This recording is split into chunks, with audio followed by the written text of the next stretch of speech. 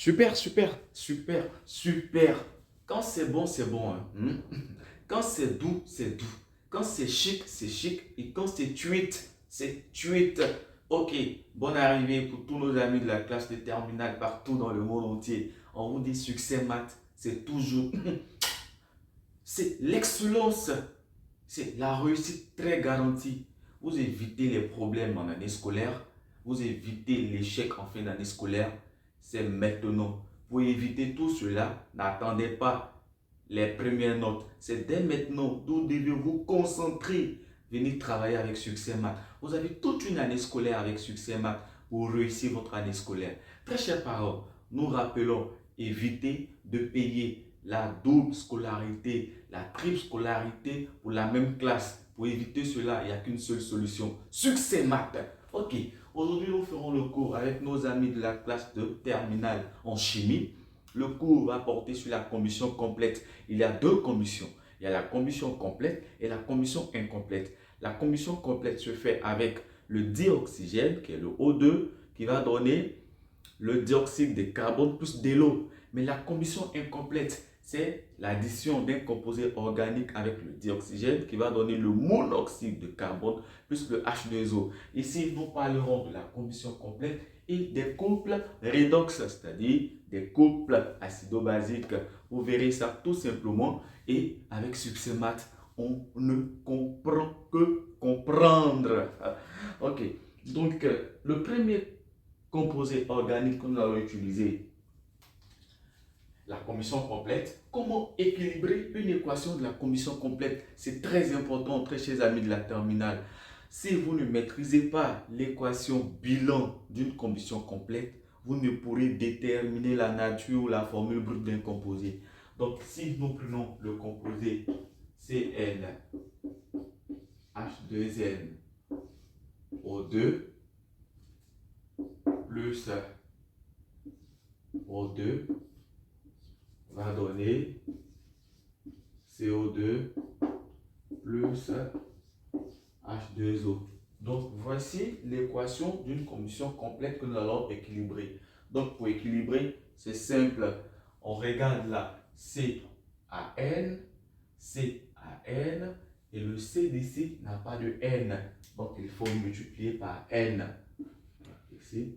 Donc, multiplions par N pour équilibrer. Je voudrais encourager ces amis à retenir les méthodes et non de retenir les formules, de retenir par cœur. Non, il faut maîtriser les méthodes. Parce que quand vous connaissez les méthodes, une fois que vous avez un exercice, on a Cn, on a N qui est équilibré. On part sur H.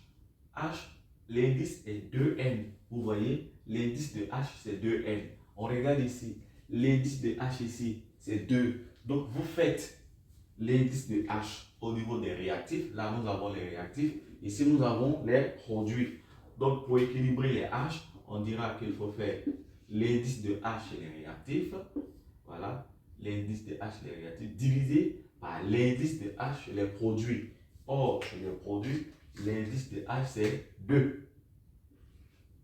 Donc, lorsque vous faites 2N sur 2, on va trouver N. Donc là, on a N pour équilibrer. On va maintenant chercher à équilibrer quoi? Les O. Rien ne se perd, tout se transforme. Donc, on va chercher à équilibrer les O. Là, nous avons 2O plus. Ici, nous ne connaissons pas cette valeur de O. Voilà. Ici, nous avons 2. Donc, on va appeler ici X ou alpha. Donc, on aura 2x sera égal à combien de O? Ici, nous avons l'indice de O, c'est 2. Le N étant en facteur, multipliera le 2. Donc, on aura 2N. Plus, on regarde, l'indice de O, c'est 1. Le N multiplie 1, cela donne N. N fois 1, ça fait N. Donc, ici, on aura 2x sera égal à 3n moins 2. Lorsque le 2 est positif ici, va derrière l'égalité, devient négatif. Donc, on aura la valeur de x sera égale à 3n moins 2 sur 2. Voilà, voici un peu équilibré notre équation de combustion complète. Donc ici, la valeur de x sera égale à 3n moins 2 sur 2. Voilà. Une fois que vous avez équilibré votre équation de combustion complète, vous pouvez tout simplement passer au bilan molaire. Donc, vous voyez l'équation étant équilibrée. Nous passons au bilan molaire. Le bilan molaire dit qu'il faut prendre le nombre de moles d'un composé sur le coefficient stéchiométrique. Donc, on aura ici, d'après le bilan molaire,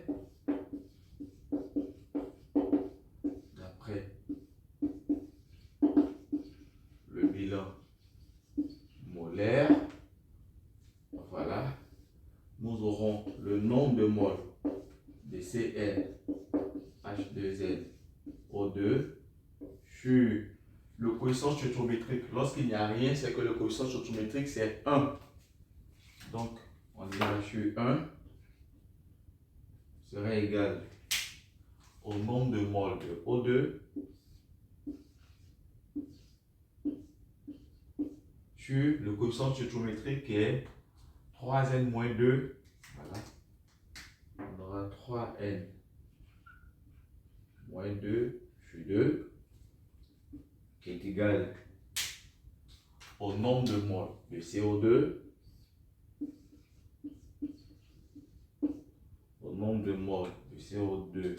sur N. Et enfin, voilà, le nombre de moles de H2O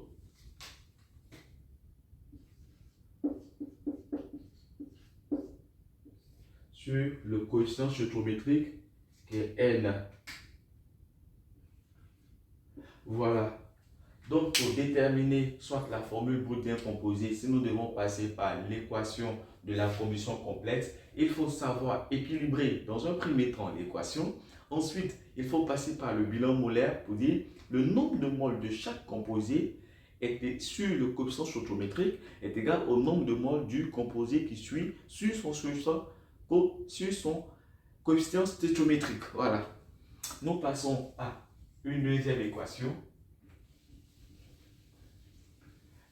Voilà, là nous avons fini de, ici, CnH2nO2 est un composé organique qu'on va appeler l'acide carboxylique. Nous allons faire pour de l'eau. Voilà, donc on va faire pour le composé, on fera pour l'alcool. Donc on a CnH2n plus 2O qui est la formule brute générale de l'alcool. Nous avons fini tout à l'heure avec la formule brute générale de l'acide carboxylique et de CnH2nO2. Nous passons à équilibrer la formule brute générale de l'alcool qui est de CnH2n plus 2O plus O2 va donner CO2 plus H2O. Voilà. Donc ici, nous avons équilibré. On a dit tout à l'heure que on a N là. Il faut ici mettre N aussi pour équilibrer les C. Donc les C sont équilibrés. Pour équilibrer les H, il faut prendre l'indice d'ici, divisé par l'indice d'ici, c'est-à-dire l'indice de H chez les réactifs, divisé toujours par l'indice de H chez les produits. Cela va donner, et c'est la bonne règle, cela va donner 2n plus 2 sur 2. Si nous mettons 2 en facteur au numérateur, nous aurons n plus 1 sur 2. Et si nous simplifions, on aura n plus 1. Donc les n seront équilibrés là par n plus 1. Voici comment obtenir n plus 1, très chers amis. La méthode. Oh, Succès Math a toujours de bonnes méthodes. Avec Succès Math, c'est des merveilleuses méthodes pour que vous deveniez très excellent. Ici, nous passons à équilibrer O. comment équilibrer O?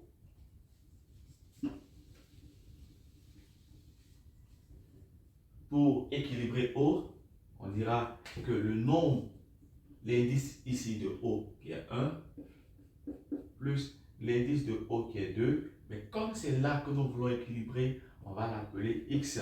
Donc on aura toujours 2X égale à, ici l'indice de O c'est 2.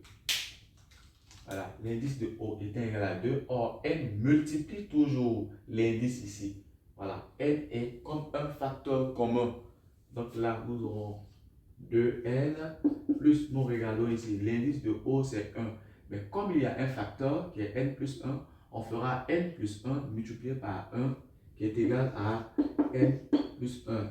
Mathématiquement parlant, tout nombre multiplié par 1 est égal à ce nombre lui-même. Ok, donc ici nous continuons, on aura 2x égale à 2n plus n, cela donne 3n plus 1, le 1 ici ira là-bas, donc ça fait moins 1. Nous aurons 2x sur 3n, voilà, car plus 1 moins 1 ça fait 0.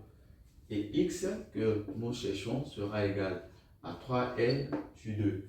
Donc là, pour équilibrer notre équation, la valeur de x sera tout simplement égale à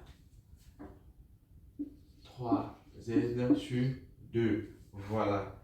Une fois que vous finissez ça, vous pouvez donc faire le coefficient, le bilan molaire, c'est-à-dire le nombre de moles de ce composé sur son coefficient stoichiométrique qui est 1, le nombre de moles qui est égal au nombre de moles au-dessus le coefficient stoichiométrique qui est 3n sur 2. De suite, ensuite.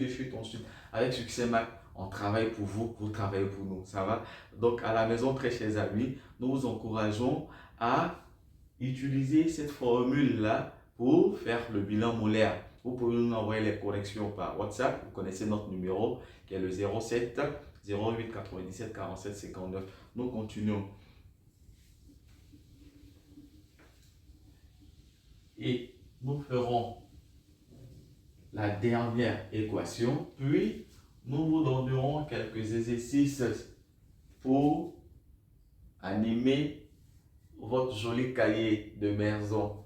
Donc, nous passons à un composé pour cette fois-ci qui est le CX H Y O Z. Ici, un tel composé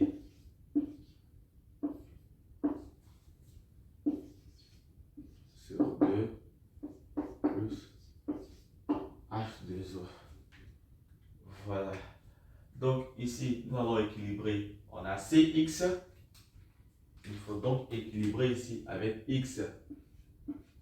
Voilà. Donc C est équilibré. Les H, on a l'indice de H qui est Y et l'indice de H qui est 2. Nous avons dit qu'il faut toujours, je répète qu'il faut toujours prendre l'indice de H des réactifs divisé par l'indice de H des produits. Donc cela donnera Y divisé par 2.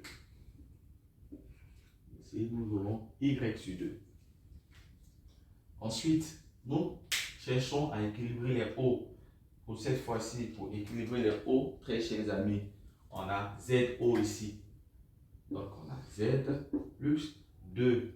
Ici, on va appeler, comme on a déjà X, on va appeler alpha. Donc on a 2 alpha. Sera donc égal au O chez les produits. On a 2 multiplié par X, cela donne 2X.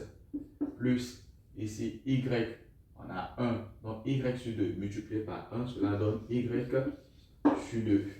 Donc si nous travaillons cette équation, on aura 2 alpha sera égal à 2x plus y sur 2 moins z.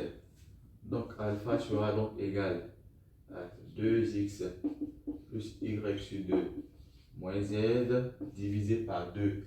On va donner à chacun son dénominateur. Donc on aura alpha sera égal à 2x sur 2 plus y sur 2 sur 2 moins z sur 2. Donc alpha sera égal à x plus y sur 4 moins z sur 2. Voici donc la valeur de alpha. C'est alors que nous allons équilibrer les O avec tout simplement x plus y sur 4 moins z sur 2. Voici comment faire pour trouver l'équation bilan d'une réaction de combustion complète. L'équation bilan d'une réaction de combustion complète se fait par des méthodes chic avec succès maths physique. Donc, une fois que nous finissons ça, vous pouvez à la maison faire le bilan molaire. On va maintenant passer aux coupes redox. Nous passons aux coupes redox.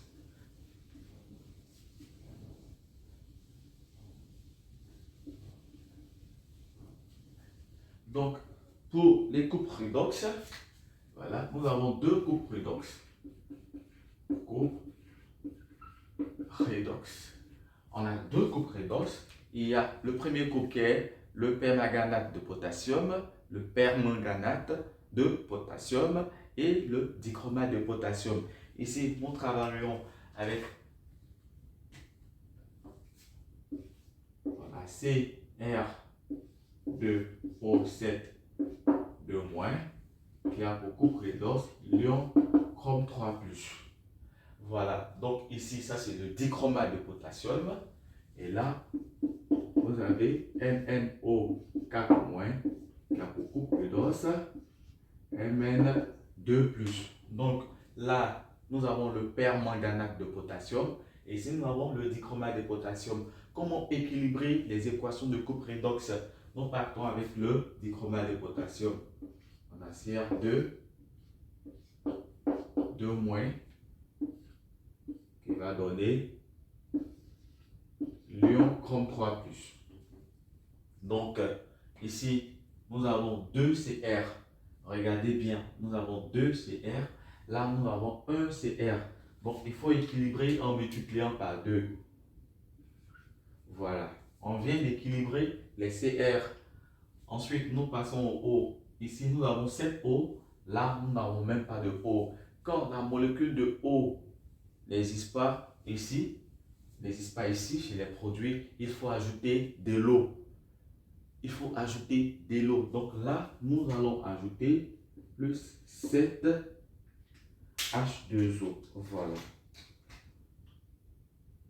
Plus 7 H2O. En ajoutant plus 7 H2O, les O étant équilibrés, nous avons 7 O. Et là, nous avons 7 multiplié par O. Nous avons également les 7 O. Mais il y a présence de hydrogène. Et là, nous avons combien d'hydrogène? Nous avons 7, qui est un dénominateur commun. Alors, nous ferons 7 multiplié par 2. Nous avons 14 atomes d'hydrogène. Il faut aussi ajouter 14 atomes d'hydrogène ici pour avoir une réaction très bien équilibrée. Donc là, on fera plus 14 H+. Maintenant que nous avons les atomes équilibrés, les O équilibrés, nous penserons à équilibrer les charges. Et comment équilibrer les charges? Ici, nous avons -2 plus 14. Cela donne plus 12. Ici, nous avons 2 multiplié par 3. Cela donne plus 6. Or, en chimie, nous gardons le nombre d'atomes le plus petit. Donc ici, vous avez plus 12 et vous avez plus 6. Qu'est-ce que nous allons garder? C'est plus 6, la merveilleuse méthode. Vous avez ici plus 12, vous avez plus 6. Or, en chimie, je répète que nous gardons la charge la plus petite. Donc ici, plus 12 va réduire pour avoir plus 6. Comment faire de plus 12 et pour réduire, pour devenir plus 6, il faut enlever 6 électrons. Donc, il faut faire -6. Normalement, nous devons faire -6. Or, en termes de chimie, lorsque vous faites -6, cela revient à ajouter des électrons car les électrons sont chargés négativement. Donc ici, nous ferons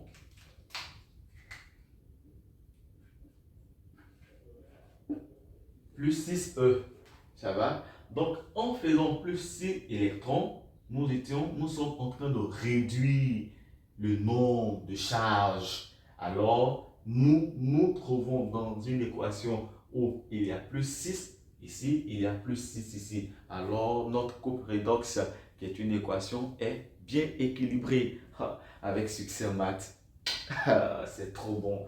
Ok, donc vous voyez que le couple redox qui est le dichromate de potassium, c'est-à-dire l'ion qui est là, apo, couple, le l'ion comme 3 plus, vient d'être équilibré. Voilà comment équilibrer le couple redox du dichromate de potassium.